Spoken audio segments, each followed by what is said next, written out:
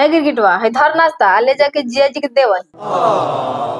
आया तो मौसा जिला ले जाइए।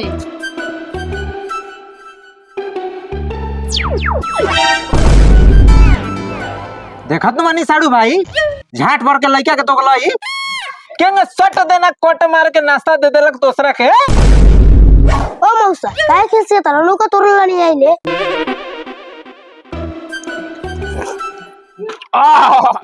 रसगुल्ला 12 मिनट बा। जाना तनी मेहमान एक बेर हम देवीगंज में नाश्ता कोइले रहनी वहां के रसगुल्ला नु बड़ी खाटा रहे तनी एगो बढ़ाई ना टेस्ट करी कैसन भाई।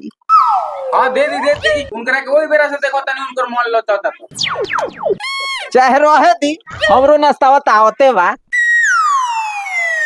धर मौसा खा। बतावा तो अपने दामाद ला रसगुल्ला समोसा हमरा ला लाई चिड़ा का सार के खाई हम लार। ओ मौसा उना खेबो त छोड़ दो। ए भैया तनी खइबे ना ना रहे दे हमनी के देखिए के पेट भर जा। ए खा चाहे छोड़ दे के साथ तू तो आदमी है बड़ा बेकार। ए गिरगिटवा के मतारी आके ते ही समार।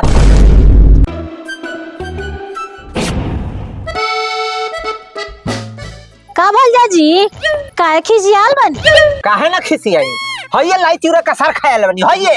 हे त आज रुकी साँझ के मछरी के गोड़ी आ पथरी बन तो खा के जाएम। आहा तो बने बने आज का 4-5 दिन रुक जाए। आहा बनो मछरी है बगो सन हइले पैसा जाके निया बाजार में से मछरी। हाँ साड़ू भाई हमहू सड़ुआ नायल बानी हमरो कुछ श्रद्धा भाव बा।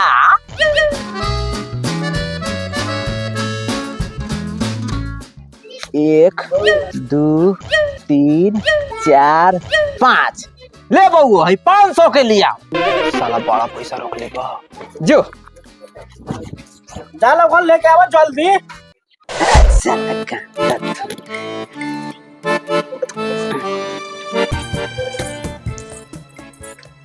ली जाजी लाई खाई। हाँ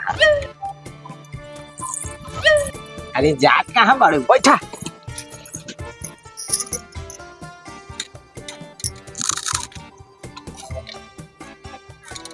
ओहर ना दान रहलू दक्षिणा खिया के जवान कर देनी साड़ू भाई अंधारा में पेड़ा खिया तरन की ना। अब जाजी का मजाक करे नी।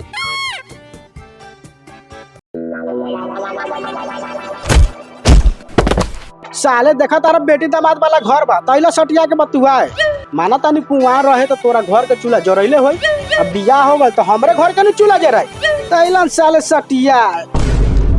आहो बताओ तो पुरान कुटुंब के तोरा घर में इज्जत हो जतबा कि ना बा।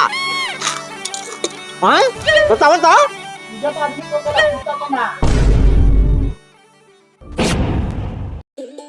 खइले फुआ मछली बनाओ।